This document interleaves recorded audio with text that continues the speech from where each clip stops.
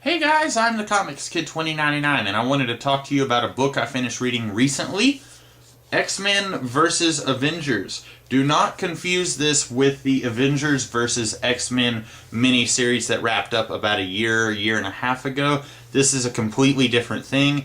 This is from like 1986 or 1987. It's a 4-issue miniseries, and basically the basic plot of this thing is Asteroid M, which was Magneto's former headquarters, crashes to Earth. And then the Avengers are like, oh yeah, Magneto, we should put that guy on trial because he's a criminal. And for a while now, Magneto has been with the X-Men. He's been an ally of the X-Men. He's basically given up his past as a villain. And also, Magneto already went on trial about a year before this miniseries happened, maybe a little more than a year, in X-Men issue 200. And so the Avengers leak this information that Asteroid M has crashed to Earth, and so Magneto, he goes to, basically he has a lot of equipment on Asteroid M that he feels needs to be destroyed because if it gets in the wrong hands it could be very dangerous. The Avengers, they ambush Magneto and they're like, you need to go on trial because you're a bad guy.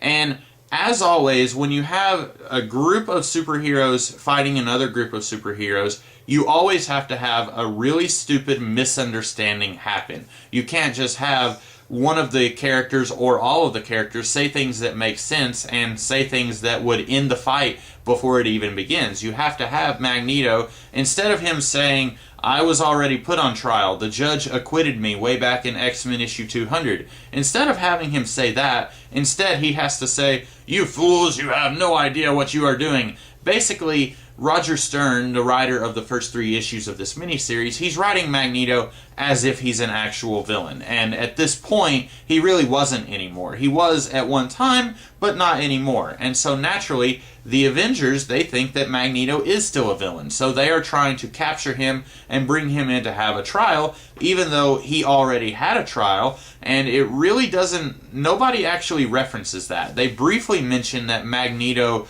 cut and run from his trial, but really what actually happened was a group of supervillains, the Fenris twins, they had attacked the trial trying to kill Magneto because Magneto had wronged their father, and so they were trying to kill Magneto, and then the whole building was like sinking into the river, and Magneto, he's trying to save one of the lawyers prosecuting him, and then the judge is like, you know what, you look like a good person. I'm going to say that this trial is over, and I acquit you of all your crimes. But unfortunately, because most of the trial was kind of televised and the whole world was watching, and at that very moment when the judge acquitted him, they were in a private room with no cameras, I guess the Avengers didn't really realize that Magneto no longer needed to go on trial because his trial was over. Now, it would have made a lot more sense for the X-Men or Magneto to say, hey, why don't you call up that judge? She already acquitted Magneto. Everything's fine. But instead, the Avengers are basically saying we need to put Magneto on trial just because he's a bad guy and we don't have anything better to do right now. Meanwhile, the X-Men are trying to protect Magneto because he's one of them. And then you've got a third faction called the Soviet Super Soldiers. And there's a couple of characters here that I recognize, mainly Darkstar, I think is her name. And she was kind of sort of a recurring character in the 80s and 90s. I've seen her in a few different stories. She's basically got darkness power. She has a beam of darkness that she can shoot out. Sort of like Green Lantern, but it's dark instead of green. And then you've got some other Russian characters. I didn't recognize any of the others except for the Crimson Dynamo. And he's kind of a crazy anti-mutant government stooge, working for the Russian government, that is. And basically they are just here to convolute the plot even further. And basically this whole book is a steaming hot mess. The first 3 issues are written by Roger Stern, and the first 3 issues are drawn by Mark Silvestri. And then, out of nowhere, issue 4 is written by Tom DeFalco and drawn by Keith Pollard.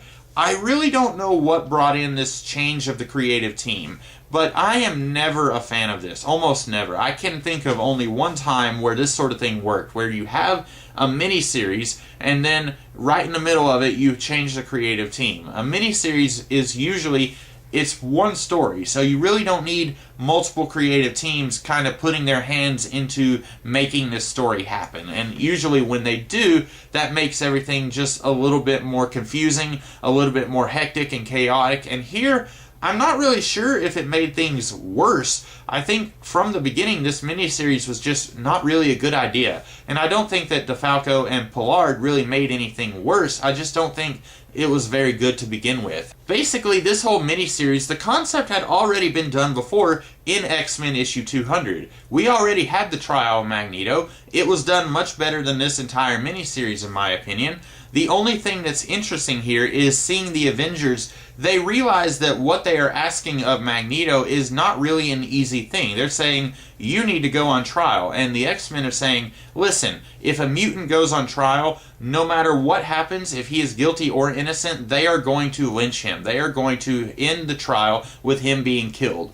And that's kind of an interesting aspect. And I've always said that Captain America is basically racist against mutants. How you look back in the 1980s and you had characters like Senator Kelly who were trying to sign the Mutant Registration Act, and Captain America did not care at all. And then in the 2000s, when Civil War happens and the Superhero Registration Act is going into effect, suddenly Captain America is like, whoa, you can't do that, even though they had been doing that for like 20 years to mutants. It's kind of interesting that Captain America is here saying he needs to go on trial, even though it is plainly obvious that the entire world is hugely racist against mutants. And there's this one scene in this book where something that happens because of the Avengers, it kind of results in something really bad for mutants. And honestly, I don't know if Roger Stern, it really doesn't seem like he's writing this from an X-Men point of view. It almost seems like he's writing this more from an Avengers point of view, but he doesn't really write the Avengers as being very sympathetic characters.